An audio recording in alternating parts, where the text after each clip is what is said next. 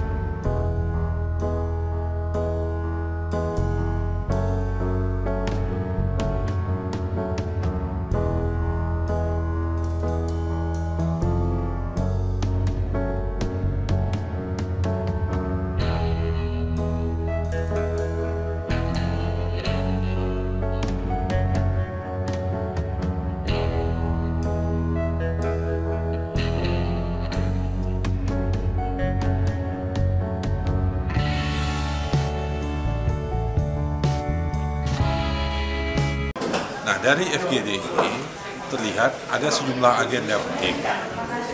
Yang pertama, kembali reeksistensi masyarakat adat, masyarakat hukum adat itu dilihat dari faktor kelembagaannya, dilihat dari kewilayahannya, dan dilihat dari aktor-aktornya, personnya, ya, kepengurusannya gitu. Nah, itu sesuatu yang discaya, sesuatu yang diharuskan.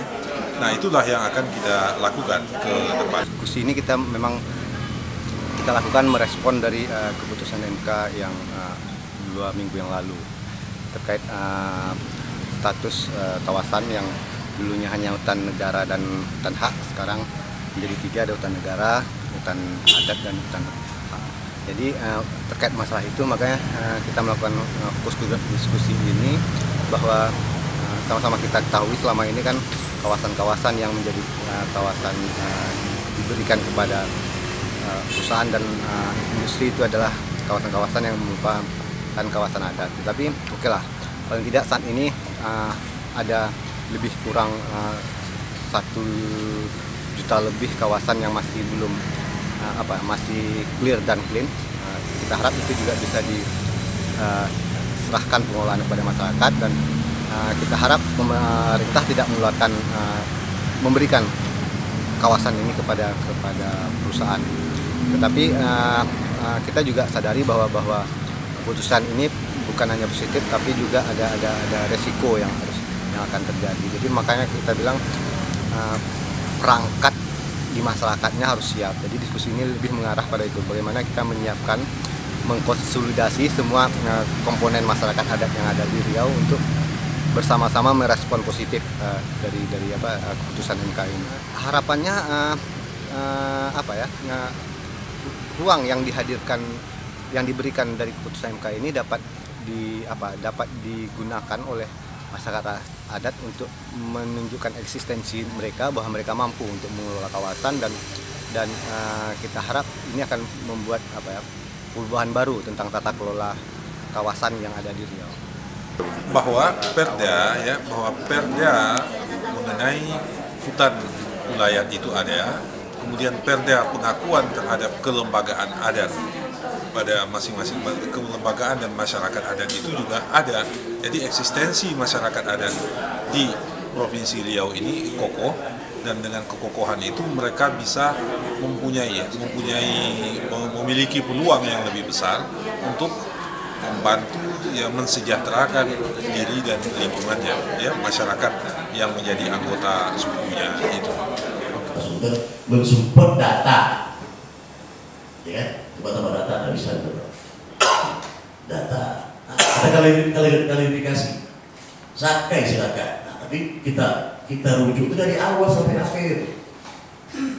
Saya kan penyelesaian masalah adat banyak. Nah, kadang-kadang datuk setuju, cucu tak setuju. Nah, kita balau nih benar. Kadang-kadang cucu setuju, datuk tidak. Nah, ini berarti kan tidak solid sebenarnya suatu kelembagaan. Pemprov DKI Jakarta terus berkomitmen mewujudkan penataan pemukiman, terutama di wilayah RW yang masih masuk dalam kategori RW kumuh. Penataan kampung pada RW kumuh saat ini juga dilakukan terhadap perbaikan 97 rumah di RT 9, RT 10, dan RT 11 RW 2, Kelurahan Cipinang Besar Selatan, Kecamatan Jatinegara, Jakarta Timur. Pantauan berita Jakarta.com, Kamis 20 Maret 2014, proses renovasi rumah-rumah warga yang dimulai sejak Januari lalu masih terus dilakukan. Rumah dan wilayah pemukiman yang sebelumnya terlihat kumuh dan semrawut, saat ini mulai terlihat sebagai hunian yang layak dan nyaman. Ditargetkan pengerjaan perbaikan rumah rampung pada April mendatang. Sutijo, warga setempat, mengatakan dirinya merasa sangat senang dengan adanya program bantuan dari pemerintah untuk perbaikan rumah dan penataan lingkungan, termasuk saluran air. Wah, sangat senang sekali, Pak, adanya bantuan dari pemerintah ini. Alhamdulillah warga sini senang, Pak. Ya, dan saluran lancar gitu, Pak. Bagus, lancar gitu, Pak. Ada bantuan rumah darat ini, warga pada senang semua, Pak. Semoga ini yang saluran yang belum beres ini mungkin lebih dibetulin lagi Pak, yang sebelah sini kan belum. Mudah-mudahan anggaran yang akan datang lebih naik lagi gitu Pak. Sementara itu, Lurah Cipinang Besar Selatan, Ibrahim mengatakan, rata-rata rumah warga yang telah diperbaiki sudah mencapai 90%. Lebih lanjut, Ibrahim berharap agar program ini merupakan program berkesinambungan karena menuai respon positif dari masyarakat.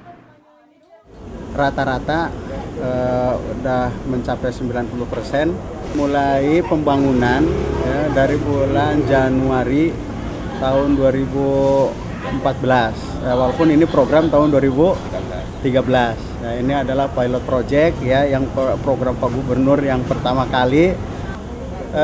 Target sebetulnya kita harapkan bulan April supaya sudah selesai ya. Kapan ke depan tentu ya saya mengharap program dan proyek ini adalah berkelanjutan ya, karena saya sudah berdialog dengan warga masyarakat. Ini program positif dan tentu adalah memberikan nilai positif oleh masyarakat, dan ini juga menanti ya sama warga Kelurahan Cipinang Besar Selatan khususnya yang diprogramkan tahun ini, program tahun 2014 di RW 9 dan RW 6, mudah-mudahan ini juga secepatnya dapat segera direalisasikan. Oke. Dari Jakarta Timur, Tim Berita Jakarta melaporkan. Wah, luar biasa. Kenapa diusir? Yang saudara tahu kenapa? Yang mulia, saya sebatas kronologis singkat saya akan jelaskan. Rekapitulasi tingkat Kabupaten Dogiai sebagai koordinator saksi pun diundang. Ketika saya datang, mulai acaranya mohon maaf hari Kamis tanggal 17 Juli 2014, tempatnya di Aula Pemda Kabupaten Dogiai, mulai jam 13.00 waktu Dogiai atau Papua atau Indonesia Timur. Di situ yang diundang saya lihat semua. Tadi sudah yang diundang sudah. Terus pada saat rekapitulasi, apa kejadian khusus? Apakah ada saudara mengajukan keberatan dalam proses rekapitulasi? Yang mulia, saya mohon izin supaya penjelasan saya masuk sesuai pertanyaan, saya ikut terjawab nanti. Iya, tapi yang relevan saja. Saudara cerita kemana-mana yang nggak selesai. Yang relevan saja langsung jawab saja, itu lebih sederhana ya. Siap yang mulia. Lebih sederhana. Apakah ada saudara mengajukan keberatan? Ya, Bupati saja diusir keluar. Tidak berani saya mengajukan keberatan, Pak Mulia. Pertanyaan saya, mengapa Bupati diusir keluar? Tanpa alasan sesuatu yang jelas. Tanpa alasan yang jelas. Ya. Terus Bupatinya keluar? Ya, mulia, benar. Apakah saudara juga diusir keluar? Ya, karena saya diam tidak diusir keluar. Tidak diusir. Saya ajukan keberatan, jelas saya malah diusir, malah mungkin ditimpuk. Sekarang pertanyaan saya langsung saja dijawab ya. Ya, langsung dijawab saja. Apakah ada saudara mengajukan keberatan dalam proses rekapitulasi? Tidak, Pak Mulia. Tidak ada? Tidak ada. Diam saja? Benar, Pak Mulia. Demi keamanan keselamatan diri saya, Pak Mulia. Ya, sebentar. Apakah pasangan nomor 2 saksinya ada mengajukan keberatan? Tidak, Pak Mulia. Tidak juga. Apakah ada usulan atau rekomendasi atau perdebatan dengan Panwas Kabupaten? Tidak terjadi, Pak Mulia. Dari saksi memang sudah mengajukan keberatan kronologis ke Panwas Kabupaten Dogiai. Tidak ada. Mengapa saudara tidak mengajukan keberatan, ataukah saudara setuju dengan hasil rekapitulasi tingkat kabupaten Yang semuanya? mulia, dari saksi sudah mengajukan keberatan bentuk tertulis ke Panwas Kabupaten. Apakah mengajukan keberatan itu sebelum rekapitulasi atau pada saat rekapitulasi atau setelahnya? Yang mulia, sesudah rekapitulasi. Sesudah rekapitulasi. Mengapa tidak menyampaikan keberatan langsung secara lisan pada saat rekapitulasi? Secara lisan sudah dilakukan. Ya, tetapi yang mulia, Panwas sudah dilakukan. Tadi saudara bilang tidak mengajukan keberatan, diam saja. Ini gimana ini? Yang mulia, mohon maaf.